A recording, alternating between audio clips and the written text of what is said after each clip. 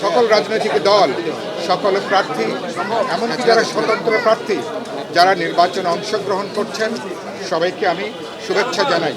আগামী 12ই ফেব্রুয়ারি এটা আমাদের জন্য অত্যন্ত গুরুত্বপূর্ণ। আমি বিশ্বাস করি এটা অবাধ, নিরপেক্ষ, বিশ্বাসযোগ্য, প্রতিদ্বন্দ্বিতাপূর্ণ পরিবেশে আগামী 12ই ফেব্রুয়ারি দেশের 12,76,00,000 উপরে ভোটারেরা তাদের ভোটের অধিকার তারা প্রয়োগ করবেন, তাদের পছন্দের দল বা প্রার্থীকে তারা নির্বাচিত করবেন। এবং একই দিনে যেহেতু গণভোট অনুষ্ঠিত হবে, বিপ্লবী ওয়ার্কার্স পার্টি যেহেতু গণভোটের ব্যাপারে আমরা হাঁ সূচকে ভোট দেওয়ার সিদ্ধান্ত নিয়েছি এবং বিপুল অধিকাংশ দল বিএনপি সহ সবাই হাঁ সূচকে তাদের সম্মতি দিয়েছেন।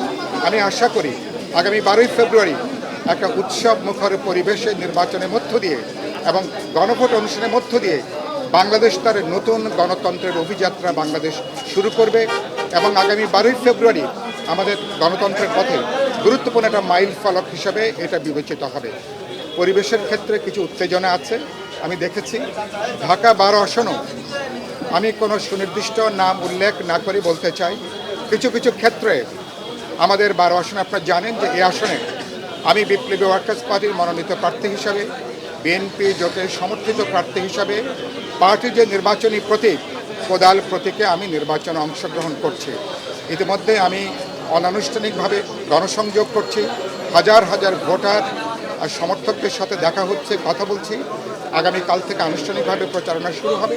কিন্তু আমি লক্ষ্য করেছি বেশ কিছু অঞ্চলে কিছু কিছু প্রার্থীর পক্ষ থেকে ভোটারদেরকে হুমকি প্রয়োগ করা হচ্ছে, চাপ প্রয়োগ করা হচ্ছে, তাদেরকে প্রকাশ্যভাবে এক ধরনের থ্রেট তাদেরকে করা হচ্ছে।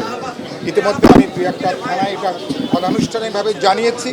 আগামীকাল প্রচারণা শুরু হওয়ার পরে প্রয়োজন বোধে এই হুমকি, চাপ এগুলো যদি অব্যাহত থাকে, আমরা যদি কোনো ধরনের বল প্রয়োগের কোনো ঘটনা দেখি, কোনো জবরদস্তি দেখি, কোনো ধরনের যদি সন্ত্রাসী তৎপরতার কোনো লক্ষণ দেখি, আনুষ্ঠানিকভাবে আমরা নির্বাচন কমিশনকে অবহিত করব, সংশ্লিষ্ট থানাকে অবহিত করব। কিন্তু আমি পরিষ্কার করে বলতে চাই, এত বড় একটা জাতীয় নির্বাচন, এখনও পর্যন্ত অধিকাংশ অবৈধ অস্ত্র এখনও উদ্ধার হয়নি, আপনারা জানেন। এবং সরকারের উচিত ছিল বহু আগেই অবৈধ অস্ত্রগুলো উদ্ধার করবার ব্যাপারে একটা কম্বিং অপারেশন করে এগুলোকে সরকারের আয়ত্তে নেওয়া। সরকার 31শে জানুয়ারির মধ্যে বৈধ অস্ত্র তারা জমা দেওয়ার জন্য তারা বলেছেন। সেটা কি পরিস্থিতি আমি জানি না, কিন্তু গুরুত্বপূর্ণ হচ্ছে ইতিমধ্যেই ওসমান হাদির মর্মান্তিক হত্যাকাণ্ড এবং কয়েকজন প্রার্থীর উপরে যে হামলা, তাতে ভোটারদের মধ্যে যেমন একটা উদ্বেগের জায়গা তৈরি আছে, প্রার্থীদের মধ্যে উদ্বেগ উৎকণ্ঠা আছে। সবচেয়ে গুরুত্বপূর্ণ হবে আগামী 12ই ফেব্রুয়ারি ভোট কেন্দ্রের নিরাপত্তাটা হবে সবচেয়ে গুরুত্বপূর্ণ।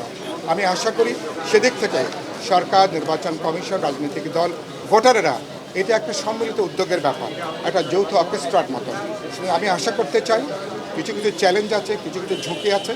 যেহেতু আমরা প্রত্যেকেই 12ই ফেব্রুয়ারি নির্বাচন চাই, গণভোট চাই, দেশের গণতান্ত্রিক ধারায় দেশটা যাত্রা করবে, আমরা একটা রাজনৈতিক নেতৃত্ব চাই, আমরা একটা সত্যিকারের প্রতিনিধিত্বমূলক পার্লামেন্ট চাই। সুতরাং আমি আশা করি সবাই ব্যাপারে আমরা কাজ করতে পারবো এবং এসব চ্যালেঞ্জে মোকাবেলা করে আমরা বাংলাদেশের সামনের দিকে নিয়ে যেতে পারবো। একটা লাস্ট কথা বলি, আগামী নির্বাচন কোনো কোনো মহল এটাকে প্রশ্নবিদ্ধ করার একটা অশুভ তৎপরতা থাকতে পারে। এ ব্যাপারে আমি দেশবাসীকে সচেতন করি, জনগণকে আমি সচেতন করতে চাই। আগামী নির্বাচন নিয়ে কোনো ধরনের অশুভ তৎপরতা এদেশের মানুষ, রাজনৈতিক দল, অভ্যুত্থানিক কোনো রাজনৈতিক দল আমরা কেউ গ্রহণ করব না। ঐক্যবদ্ধভাবে এগুলোকে আমরা প্রতিরোধ করব, বাংলাদেশকে আমরা সামনে দেবো, এটাকে আমরা এগিয়ে নিয়ে। আপনি যেহেতু বিএনপি জোট থেকে নির্বাচন করছেন, প্রচারণার ব্যাপারে বিএনপি যেহেতু একটি বড় শক্তি, বড় দল, তাদের কাছ থেকে কোনো ধরনের সহযোগিতা পাবেন কিনা এবং তাদের একজন বিদ্রোহী প্রার্থী আপনার আসনেই রয়েছেন, আপনি যে অভিযোগগুলো করলেন সেগুলো কি তার বিরুদ্ধে ছিল কিনা? আমি বলেছি যে আমরা বিএনপি যেহেতু তারা সমর্থন দিয়েছে, ইতিমধ্যেই বিএনপির বলতে পারেন আনুষ্ঠানিকভাবে প্রায় 15.5 আনায় তাদের নেতা, কর্মী, সমর্থকরা বিপুলভাবে তারা আমার সাথে তারা কাজ করছেন এবং ইতিমধ্যেই তারা যে তাদের এক ধরনের বলতে পারেন তারা আমাকে যেভাবে গ্রহণ করেছেন এটা অভূতপূর্ব। আমি তাদের প্রতি কৃতজ্ঞ। এমনকি সাধারণ যে ভোটারেরা, সমাজের নানা অংশের মানুষ, এই 12কে বলা হয় দেশের প্রায় সবচেয়ে গুরুত্বপূর্ণ আসন, ঢাকার নাভি বলা হয় এবং এখানকার 70% মানুষ সচেতন মানুষ।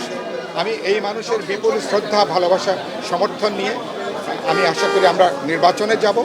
আর এখানে সেখানে বিএনপির দিক থেকে আমি মনে করি বিএনপির রাজনৈতিকভাবে বিএনপির জনাব তারেক রহমানের সাথে 4 তারিখে আমার আলোচনা হয়েছে।